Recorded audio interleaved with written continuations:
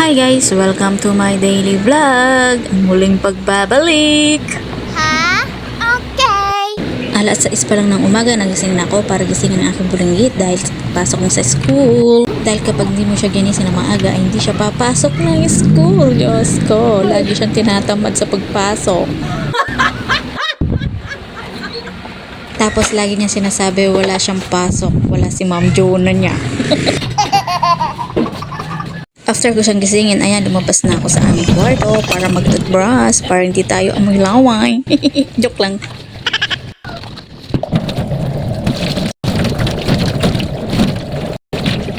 Tapos ko naman mag-emene dyan ay nagluto ko ng oatmeal para sa kanyang aalmusalin. At nagpainit na rin ako ng tubig para sa kanyang pagpapaligo. Dahil kapag di ka na magpag-init ng tubig ay hindi yan maliligo. Diyos ko, nagmana sa kanyang kuya.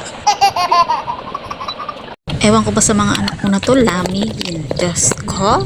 At ayan na nga, nilagyan ko ng maraming gatas yung kanyang oatmeal para daw masarapan na. At habang pinapakain siya ng papa niya, ayan, ready ko na yung aking mga lalabin. Diyos ko.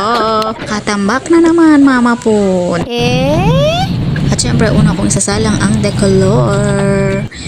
Mamaya na yung puti kasi naman tatanggalin ko muna yung mancha. Diyos ko, mga burol na ako. Pwede na yan sa hanapin. Pwede na yan. Diyos ko, kasakit pa naman yung mag-voiceover, ne? Kala nyo madali pero nakakailantik ako, Diyos ko. Pagkatapos ko naman isa na lang aking mga labahin, ayan, nagligpit na ako ng aming pinagigaan. Keka nga ne. Siyempre, yung aking bulinggit, kurusan niya ta, dilay nga nakaini. O talagang kurusan niya talaga. Nagkatotoo yung kanyang sinabi kaninang paggising niya. Sabi niya, wala siya pasok ma. Wala ko pasok ma. Wala ko pasok ma.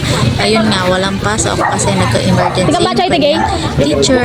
Kaya yan, pumunta muna ako dito sa may Papa para bumili ng ulam. At ang naisip kong ulam namin today ay batchoy. Sakto naman, tapos ng aking unang isinalang. Kaya ayan, hinango ko na. At syempre, maglalagay tayo ulit. Mabuti na lang talaga nakapagpunta kami ng automatic na washing machine. Diyos ko, ang dami mong nagagawa. Nakakapaglaba ka na, nagluluto ka na, nakakapaglinis ka pa, nakakapag-ano ka pa ng mga bata. O diba, saan ka pa? Dito ka na. Ayan, naghugas na ako ng mga baso dyan, ng mga tasa, yung mga pinagkain nila kanina. Pero sa totoo lang, tinatamad pa ako mag-voice over. Kaya yung mga ilang upload ko, walang voice over kasi tamad ko. Kaya na. O, kita nyo, pakanta-kanta pa ako. Nagugas lang ako dyan.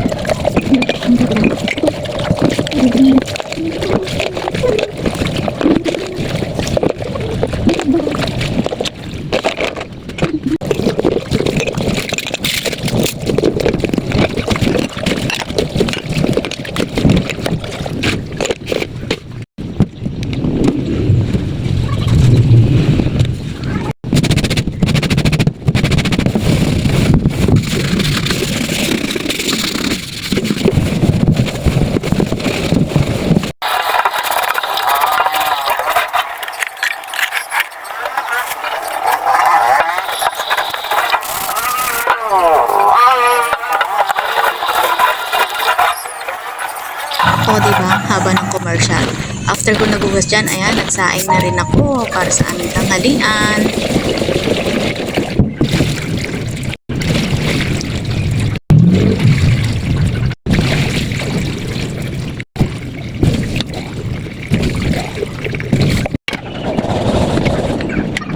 syempre, nag-guide lang ako dito ng bawang, luya at sibuyas. At ayan, ready na ang ating bok choy. Magsimula na tayong magluto.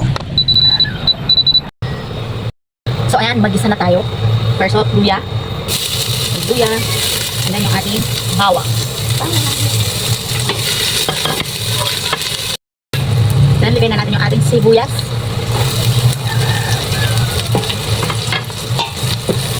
At kapag lumabas na yung aroma ng ating luya, bawang at sibuyas, lagyan na natin yung ating, syempre, baboy. Syempre, bok choy. Hintay lang natin itong mag-fried ng konti. Iletis natin. Halin-halin.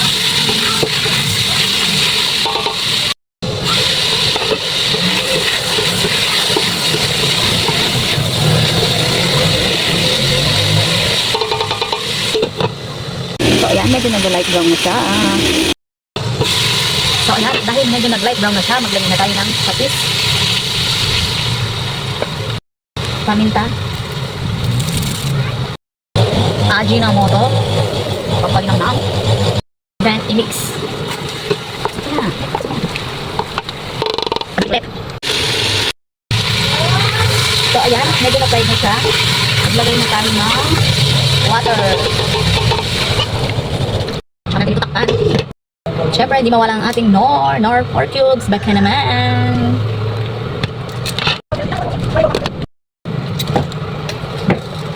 Asin. So, ayan, kapag malambot na yung ating baboy, parin natin ang baboy, lagyan na natin yung ating atay. Then, yung tugo ng baboy. Sabasabayin na natin. Next, yung ating siling haba. And then, yung pechay.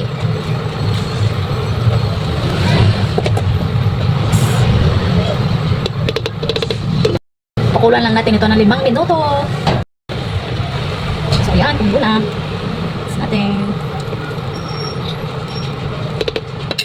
So, ayan. Luto na ang ating bok choy.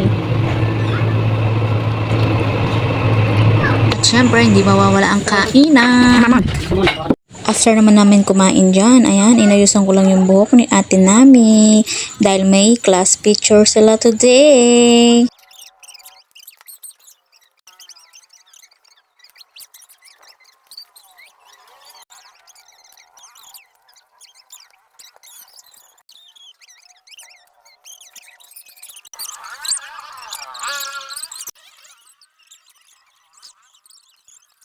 O, diba? Konting practice pa, mama po. Ayan lang for today. Bye! Bawal! May tubig ka doon? Ay, kumuha tubig. Ready, let's go.